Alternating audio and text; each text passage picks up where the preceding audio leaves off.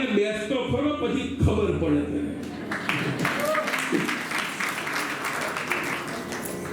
બિચારા તમે કેટલા આનંદ કરો છો. મને તો એમ થાય કોઈ વખત મને એમ થાય તમારો આનંદ હું લૂંટી સુરત વયો જાઉં. ये क्या है? ये 7 दिन के लिए ये कोई मनोरंजन नहीं है. समझना ये मैं आपका તમારો આત્માનો જે ખોરાક છે આપણા બધાનો એ આપણે સહર્ષ રજૂ કરીએ છીએ. 2 રીત છે કથા કરવાની. 2 રીત હોય. એક ગંભીર મુદ્રામાં પણ કથા થાય. ગંભીર મુદ્રામાં જો હું કથા કરવા જાઉં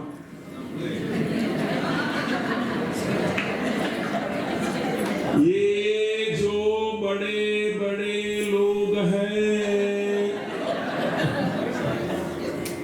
ये कहते तो हैं कि हम सत्संग में आना चाहते तो हैं पर बखत नहीं है, कम बखत है. એટલે कम बखत એટલે ઓછો સમય. તમે શું સમજા? કમ બખત.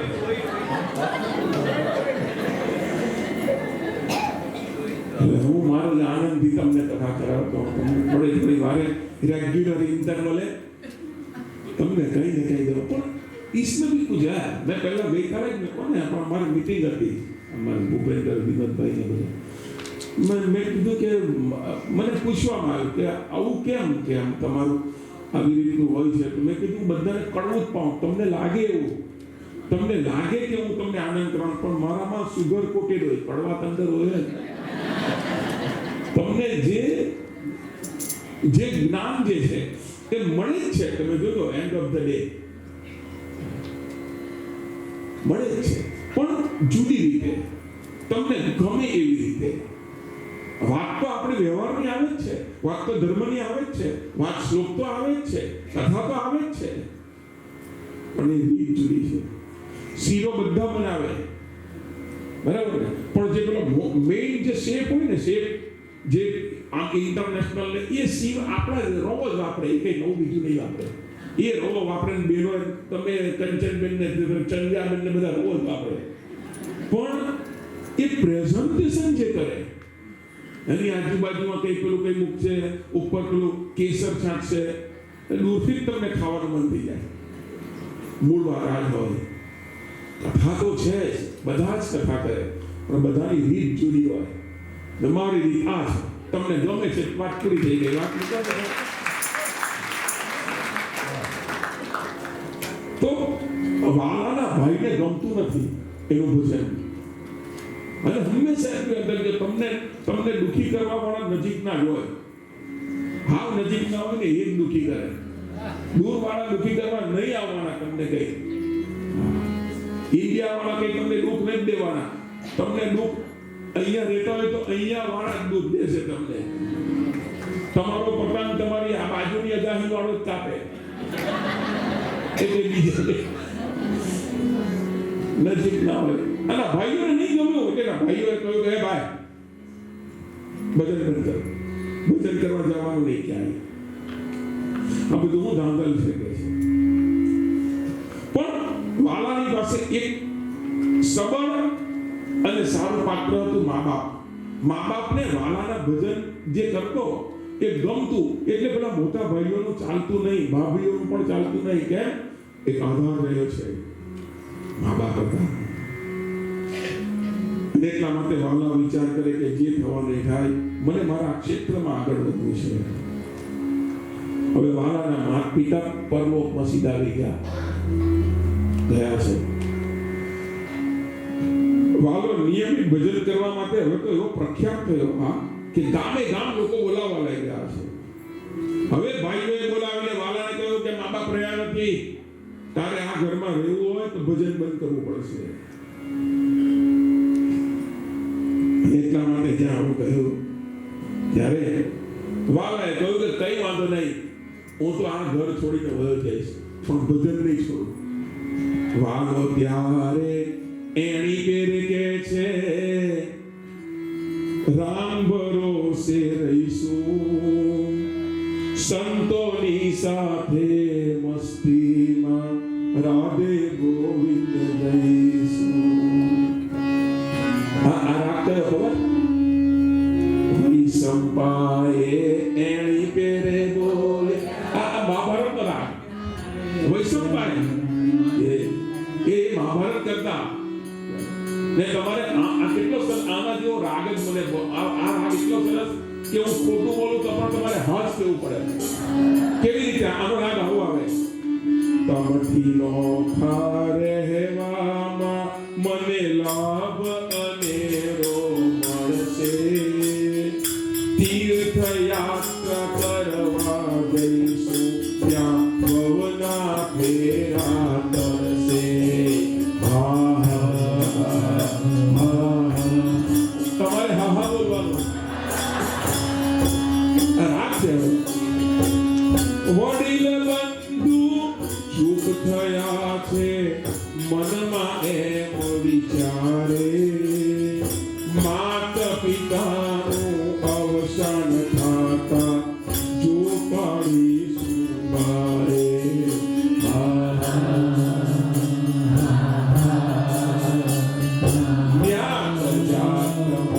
વાત થશે વળી ખોટું આ કહેવાશે. નિંદાળુને તક મળશે વળી અવળા ગુણ લાદાશે.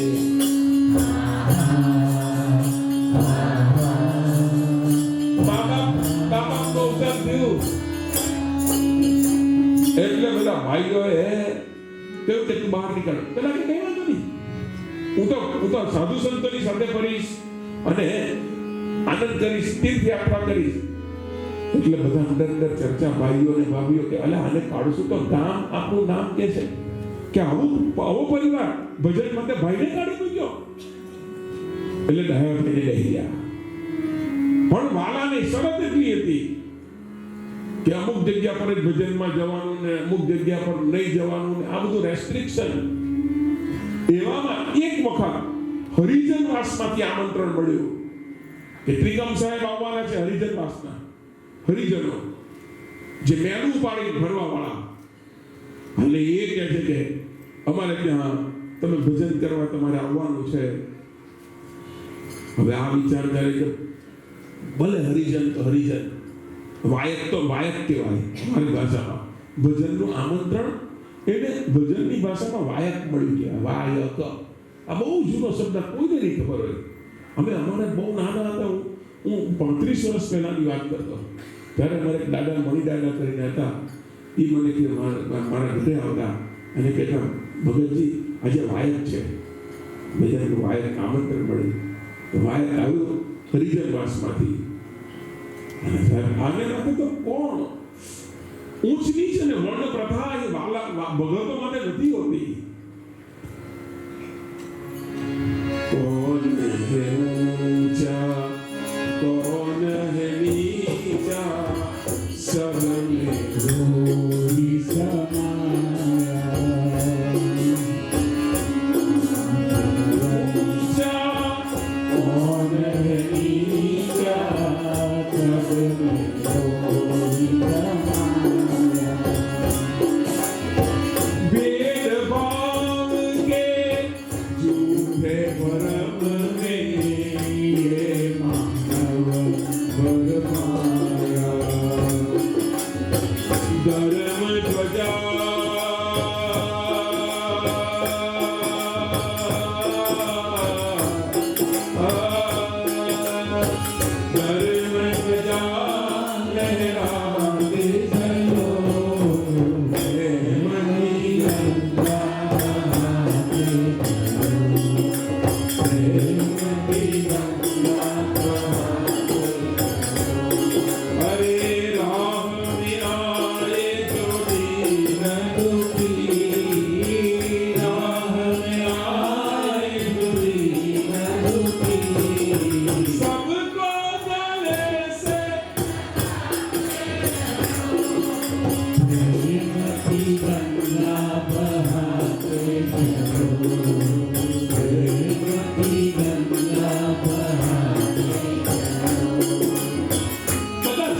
સ્વરૂપે છે. બધાને માટે મારે માટે તો મોટાઈ ના સરખા, નાના સરખા. અને એમ નક્કી કરી ભગત તો ભાવ વિના થયા છે, ભજન કરવા માટે તૈયાર થયા. બધામાં જ ભગવાનને જોવાનું, અણુ અણુમાં, કણ કણમાં, ક્ષણ ક્ષણમાં, પળ પળમાં, અત્ર તત્ર સર્વત્ર, જળ ચેતન ચરાચર જગતમાં, અખિલ બ્રહ્માંડમાં, બધી જગ્યા પર ભગવાનને જોવું એ પ્રથમ નંબરની ભક્તિ છે. સ્વપ્નમાં ભગવાનના દર્શન થાય એ સામાન્ય જ કહેવાય. ભગવાનના મંદિરમાં મૂર્તિમાં જે ભગવાનના દર્શન થાય એ મધ્યમ પ્રકારના દર્શન કહેવામાં આવે છે. તો ઉત્તમ પ્રકારના દર્શન કયા? કણ કણમાં, ક્ષણ ક્ષણમાં, જન જનમાં, બધી જગ્યા પર.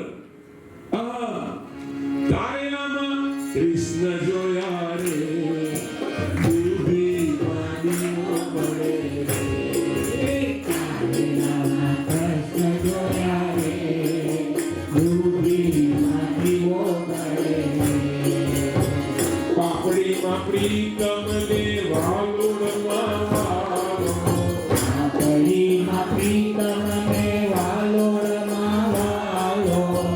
બટાકામાં બટુક જોયા રે, દૂધીમાં દીવો મળે રે. બટાકામાં બટુક જોયા રે, દૂધીમાં દીવો મળે રે. સક્રિયામાં સાંભળો ને ગાજરમાં ઘનશ્યામ, સક્રિયામાં સાંભળ્યો ગાજરમાં ઘનશ્યામ. રતાળુમાં રણછોડ જોયા રે,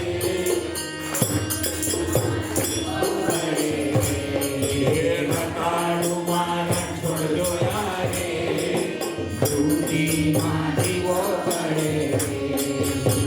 તુરિયામાં ત્રિકમને ગલકામાં ગોવિંદ, તુરિયામાં ત્રિકમને ગલકામાં ગોવિંદ. ભાજીમાં ભૂદર જોયા રે,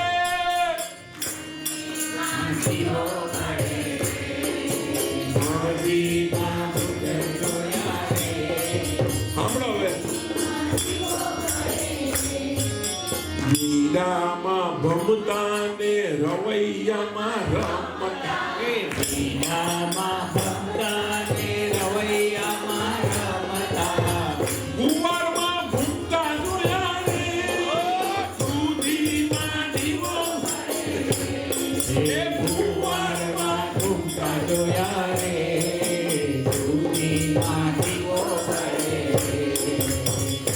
ઓફિસમાં કાનજીને કંટોલામાં કાળીઓ, ઓફિસમાં કાનજીને કંટોલામાં કાળીઓ. વટાણામાં વલમ જોયા રે, એ વટાણામાં વલમ જોયા રે, દૂધીમાં દીવો પડે. મરચામાં મોહન ને લેમડામાં લાલો, મરચામાં મોહન ને લેમડામાં લાલો. મરચામાં મોહન ને લીમડામાં લાલો, મરચામાં મોહન ને લીમડામાં લાલો. આદુમાં અલબેલા જોયા રે, દૂધીમાં દીવો પડે રે. આદુમાં અલબેલા જોયા રે, દૂધીમાં દીવો પડે. પરવરમાં બેઠા ને દિયામાં બેઠા, પરવરમાં બેઠા ને દિયામાં બેઠા. એ કુંવળીએ તારી લીધા રે, એ કુંવળીએ તારી લીધા રે, દૂધીમાં દીવો પડે. દૂધીમાં દીવો પડે. કૃષ્ણ જોયા રે, દૂધીમાં દીવો પડે. હે રામ રામ સીતા રામ રામ, રામ રામ સીતા રામ, રામ રામ સીતા રામ, રામ રામ સીતા રામ, રામ રામ સીતા રામ. દ્વારકાધીશ કી. હવે વાલારામ હરિજનવાસમાં ગયા છે. હરિજનવાસમાં અને ત્યાં એક મહારાજની ભાગવત કથા ચાલતી હતી. દિવસે ભાગવત કથા ને સાંજે આવા બધા ભજનો થાય. એમાં રૂક્ષ્મણી વિવાહનો પ્રસંગ અને એનો આગલો દિવસ, એટલે આવતીકાલે રૂક્ષ્મણી વિવાહ ને આગલો દિવસ.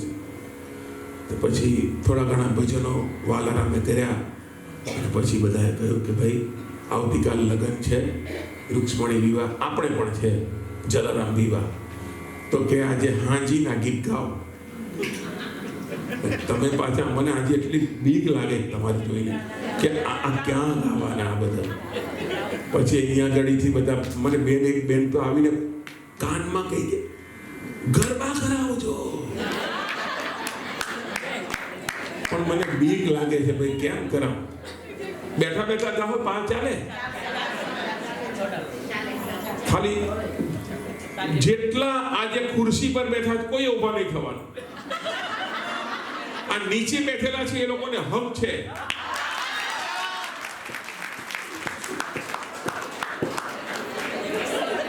બિચારા તપ કરે છે, તમે જુઓ તો ખરા.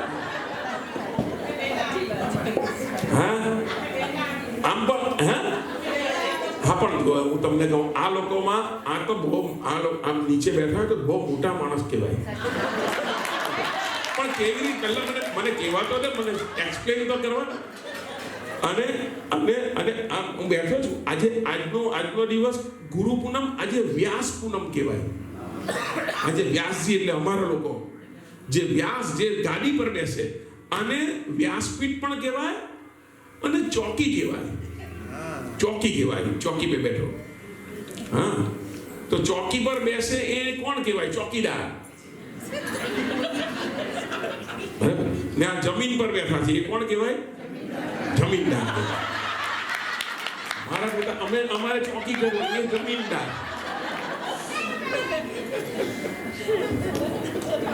ચાલો માતાજીને યાદ કરીએ. હા, બોલો શ્રી અંબે. હવે વાલારામની થોડીક કથા બાકી છે, એ કાલે થાય. કારણ કે આપણે 10 મિનિટ બાકી. પાછું એવું છે કે આ 10 મિનિટમાં પટે જ નહીં આપણે આમાં રહીએ, નહીં રોટલીમાં રહીએ, નહીં ભાખરીમાં. એના કરતા પૂરી કરી લો આજે. એ તું કાળી રે કલ્યાણી હોમાં